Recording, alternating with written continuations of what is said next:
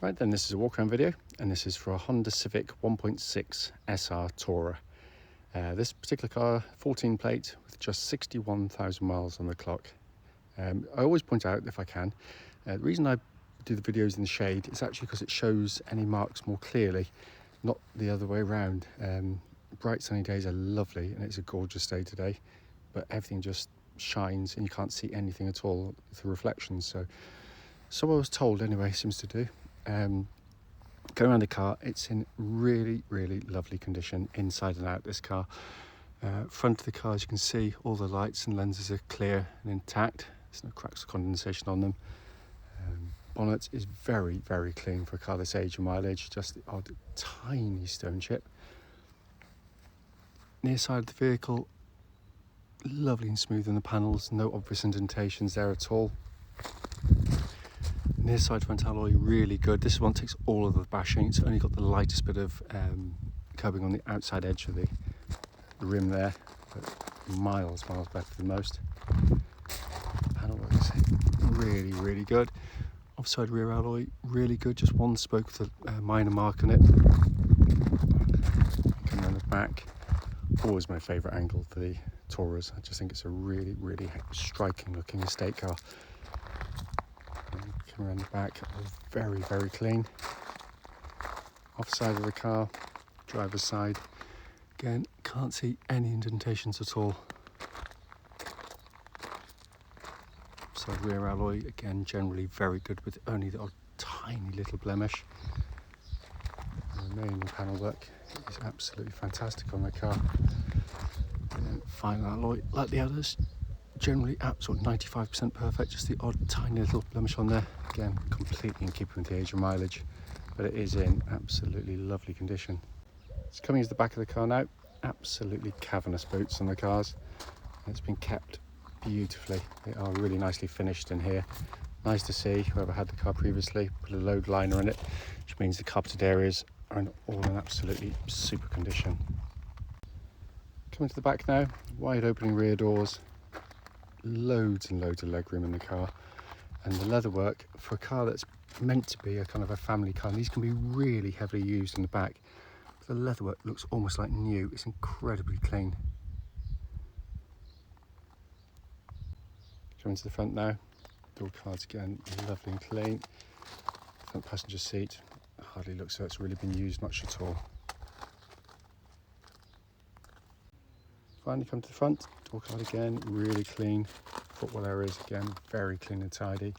The driver's seat in fantastic condition for a car this age. The only way you get, which is very common on them, tiny bit on the beading just there, but you could easily, I mean, I've heard people put boot polish on them, all sorts of things, but I like to show it in its original state. So inside the car now, engine's running as always to this section, so the dash can be seen illuminated, and it's in absolutely beautiful condition. Quickly just come up here for you, hopefully you can see sort of the glare. 61,457 miles, and no warning lights on the car at all, so I'll take the handbrake off, so there's nothing on the dashboard there. Sat nav, as you can see, working absolutely perfectly. Reverse camera again, exactly working perfectly as well, but it is in lovely condition. And then that's the view you get. I still maintain is the best dashboard anywhere in its class. It looks absolutely stunning.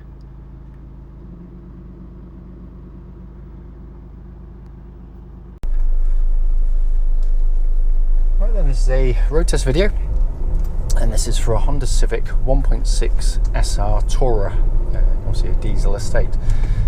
This car is registered GV14NZR. Mileage of just 61,449. The reason we do all of our videos, and especially actually this road test section, is to ensure that if anyone's online looking at any of our cars, they actually get to see the cars we're advertising in operation.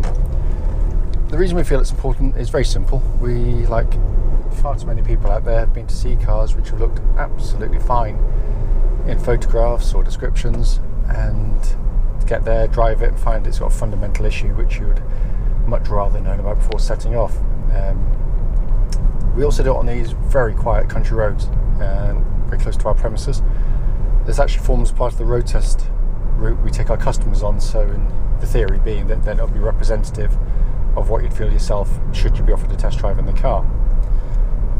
So coming to the car, starting with the engine, turn the key, starts instantly, settles to a smooth, even idle. There are no warning lights on the dashboard at all related to the engine or any other part of the car.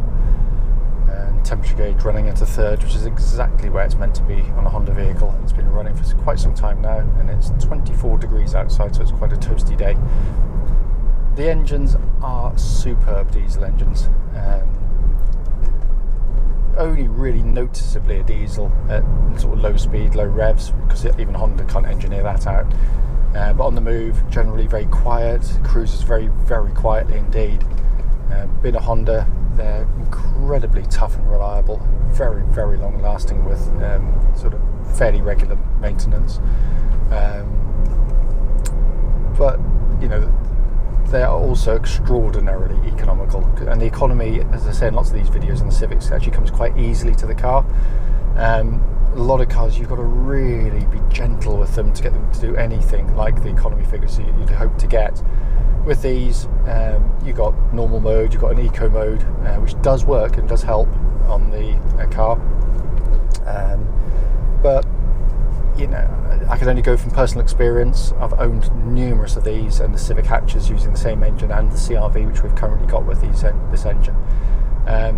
If I'm just doing my shorter trips, tootling about, driving fairly sensibly, mid-50s to 60 to the gallon is easy. Longer trips when I'm going down to sort of visit friends in Dorset, areas like that, where just kind of going with the flow of the traffic, well in excess of 60 miles per gallon. You know, you're looking at sort of 65 to 70, quite often achievable. But yeah, brilliant engine.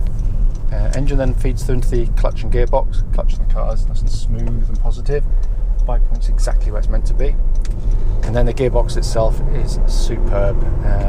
Honda are brilliant at making sure that the controls that you're going to be using most regularly, in fact all our controls, but in particular those, feel, you know, very satisfying to use and shouldn't, you know, be obstructive in any way. And the gearbox is a classic example of that. It is beautifully done because, you know, like pretty much every front-wheel drive car now, the gear lever here is actually connected to the gearbox by cables. And that means with some cars you end up with kind of like light, vague, aimless sort of gearbox.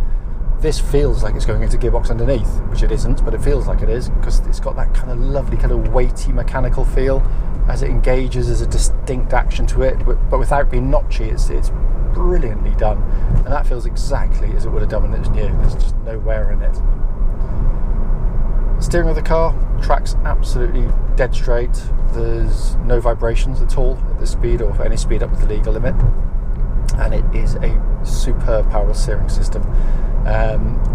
Quite often with electric power steering, which this has, you know, again, you end up with cars with sort of light, lifeless, slightly vague, you know, they'll do their job, but that's pretty much it. There's no kind of thought given to driver enjoyment.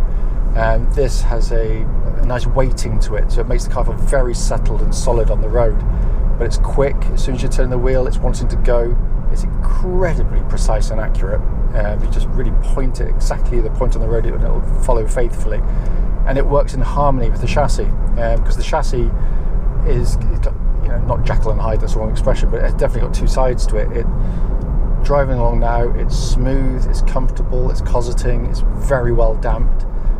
It also has, on these SR models, a little button down here, so you can actually change the settings on the rear suspension, and it actually does something. It's got comfort, normal, and sport, and yeah, dynamic or sport or something. So if I'm currently in comfort because I'm old and my back hurts, if I press that one, I'm now dynamic, and you can feel it firm up. You know, it is noticeable.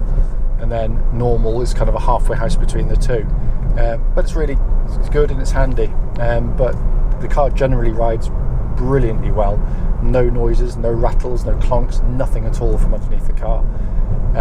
But when you show it some corners, it's when it kind of comes alive, because for the, you know, there are people out there still enthusiastic drivers who like to feel as though, you know, get some fun out of driving, and this car rewards. Body control's brilliant, turn-in's brilliant, the handling balance is absolutely spot on. It's one of the best cars you'll drive in that sense.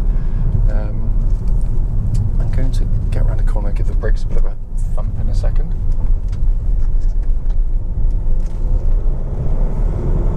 So get up to speed and then do it from what would be a higher speed.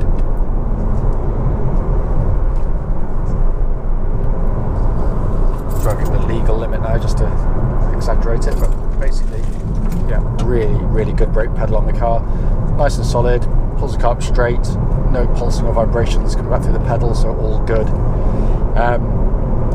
Finally, coming inside the car, it's not been cleaned yet. It's very clean, but it's going to be cleaned.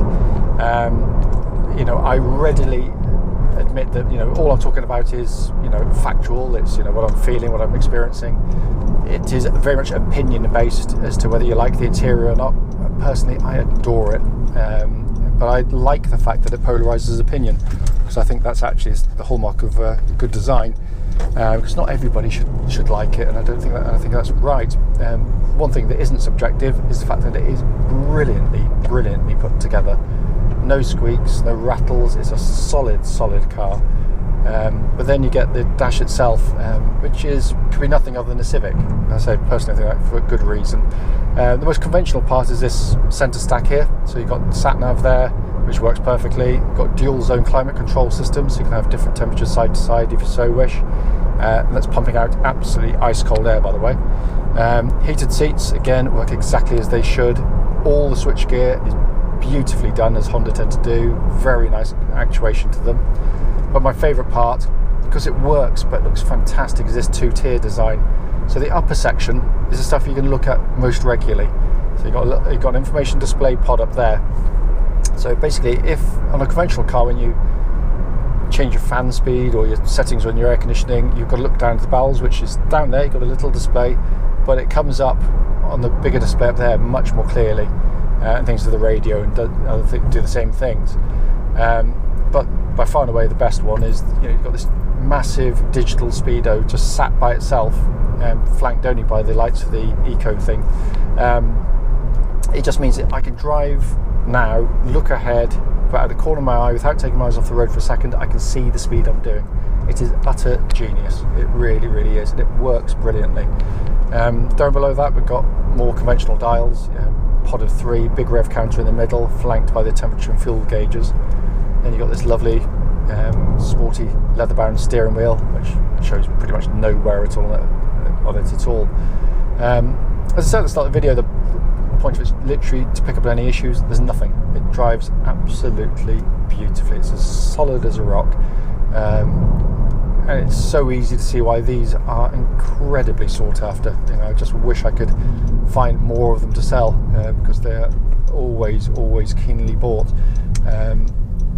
They're not going to be the cheapest diesel estates of their type, but there again, nor should they be, because they're built to a different standard, and they're certainly engineered to a different standard. As always though, if you've got any questions about the car, don't hesitate to give us a call.